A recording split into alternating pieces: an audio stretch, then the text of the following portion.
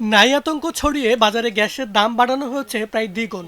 তাই বাধ্য হয়ে বাড়তি দামেই গ্যাস কিনতে হচ্ছে ক্রেতাদের। কাল থেকে আমরা ভাত খাতেছি না, গ্যাস মানে রান্না করি না রাইতে। এখন কি করলাম, 2,000 দিয়ে নিলাম, খাইতে তো লাগবে।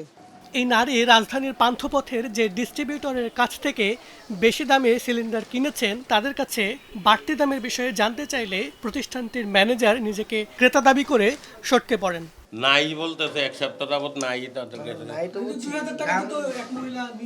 ওই যে তারা আইনে দিতে গেছে, আরেক জায়গা থেকে নাকি আইনে দিব অন্য কোম্পানির।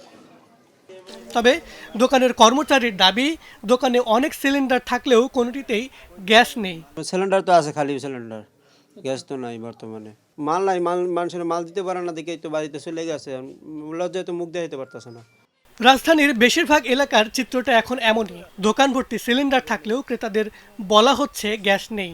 তবে বাড়তি দাম দিলেই মিলছে সিলিন্ডার। গ্যাস এই 1 সপ্তাহ আগে কিনছিলাম 1300 টাকা, কিন্তু কালকে গেছিলাম 2000 টাকা দাম, তারপরে গ্যাস আনি নেই, আগেরটাই ইউজ করতেছি। 2000 টাকা কয় গ্যাস, আজকে গ্যাস আনতে পাঠাইছি, গ্যাস নাই, কয়েক সপ্তাহ ভিতরে গ্যাস পাওয়া যাবে না।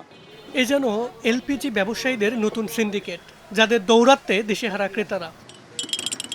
অন গ্যাসের দাম বাইরে আছে গা 2100 টাকা দাম। আমি কইতে কেমনে দোয়ানদারি করাম, কত আমরা পাইতেছি না কি করা। আমরা কি বলবো, যখন যা বাড়ায় তখন তাই দিয়ে নিতে হয়, কারণ ওনারা এসে এখানে দিয়ে যায়, আমাদেরকে আনতে হয় না। গ্যাসের দাম এত বাড়তি কেন?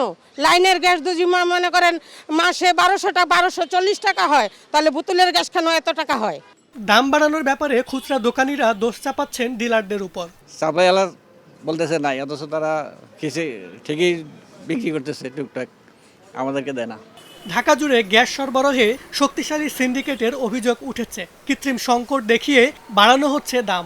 তবে এ বিষয়ে কার্যকর কোনো নজরদারি নেই সরকারি সংস্থাগুলোর। Bangladesh energy regulatory commission BERC সবশেষ 12 কেজি এলপিজির সিলিন্ডারের দাম 1253 টাকা নির্ধারণ করে। তবে শুক্রবার কোথাও এ দামে বিক্রি হতে দেখা যায়নি, যদিও ভোক্তা অধিদপ্তর বলছে এ বিষয়ে পদক্ষেপ নিচ্ছেন তারা। আমাদের এই বিষয়ে অভিযান চলতেছে, গতকালও হয়েছিল, প্রায় 4টা টিমে অভিযান করছে। এই বিষয়ে আমরা অবগত আছি, আমাদের এটা কাজ করছি।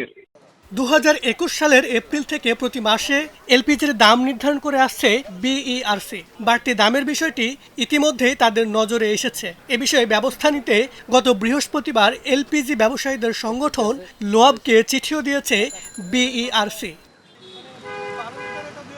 মাহাবুল ইসলাম, স্টার নিউজ, ঢাকা।